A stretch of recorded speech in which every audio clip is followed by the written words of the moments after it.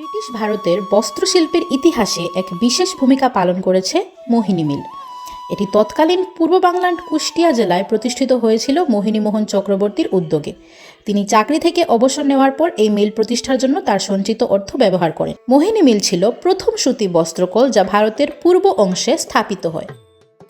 1971-এর আগে পাকিস্তান পিরিয়ডে এইটি একটি এশিয়ার ভারতবর্ষের একটা ঐতিহাসিক মিল ছিল। এরপরে আর কোনো মিল নাই। 1908 সালে মাত্র 8টি তাঁত যন্ত্র দিয়ে মিলটির যাত্রা শুরু হয় এবং এটি দ্রুত লাভজনক শিল্পে পরিণত হয়।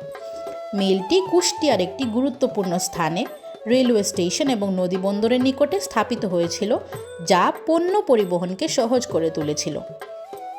1910 থেকে 1918 সালের মধ্যে ইংল্যান্ড থেকে পিতলের হ্যান্ডলুম মেশিন আমদানি করা হয়, যা উৎপাদন বৃদ্ধি করে। মিলটি 1918 সালের মধ্যে একটি পাবলিক লিমিটেড কোম্পানিতে পরিণত হয় এবং দেশের বিভিন্ন স্থান থেকে ব্যবসায়ীরা শেয়ার কিনতে আগ্রহী হন। এটি স্বদেশী যুগে দেশি কাপড়ের চাহিদা পূরণের জন্য গুরুত্বপূর্ণ ভূমিকা পালন করে এবং ভারতের বাইরে যেমন নেপাল, পাকিস্তান, শ্রীলঙ্কা ও বার্মায় রপ্তানি করা হয়েছিল।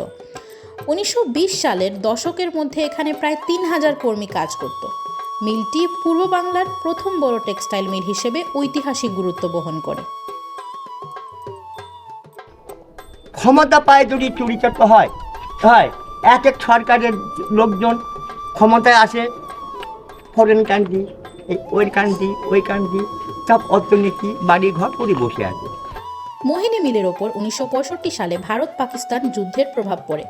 যুদ্ধের পর পাকিস্তানি সামরিক শাসন মিলটিকে শত্রু সম্পত্তি হিসেবে চিহ্নিত করে এবং মোহিনী মোহন ও তার পরিবারকে দেশ থেকে বের করে দেয়।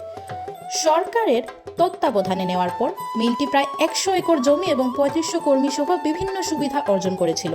তবে বাংলাদেশ স্বাধীন হওয়ার পর 1970 সালে সরকার এটি জাতীয়করণ করে এবং বাংলাদেশ টেক্সটাইল মিলস কর্পোরেশনের কাছে হস্তান্তর করে। মোহিনী মিলের আশেপাশে দুর্নীতি এবং অপব্যবহার ব্যাপক আকার ধারণ করে, যা 1978 সালে সরকারকে একাধিক উদ্যোগ গ্রহণ করতে বাধ্য করে। 1982 সালে যখন মিলটি ক্ষতির সম্মুখীন হয়, সরকার 3000 কর্মচারীকে ছাঁটাই করে এবং লিকুইডেশন প্রক্রিয়া শুরু করে।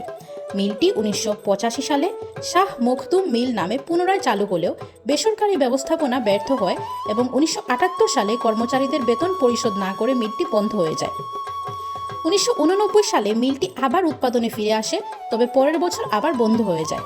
1990 সালে সরকার মিলটি পুনরায় হেফাজতে নিয়ে বিক্রির উদ্যোগ গ্রহণ করে, তবে আদালতের নিষেধাজ্ঞার কারণে বিক্রি স্থগিত থাকে। 1992 সালে সরকার মিলটি পুনরায় চালু করার প্রতিশ্রুতি দেয়। 1993 সালে সাবেক প্রধানমন্ত্রী খালেদা জিয়া কুষ্টিয়া জনসভায় ঘোষণা করেন যে মিলটি শীঘ্রই চালু হবে।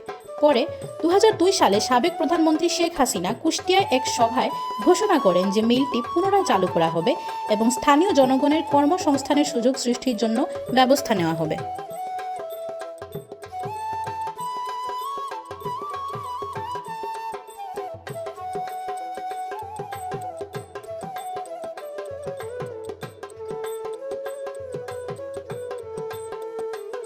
মূলত আসে খাজনা আদায় করছে।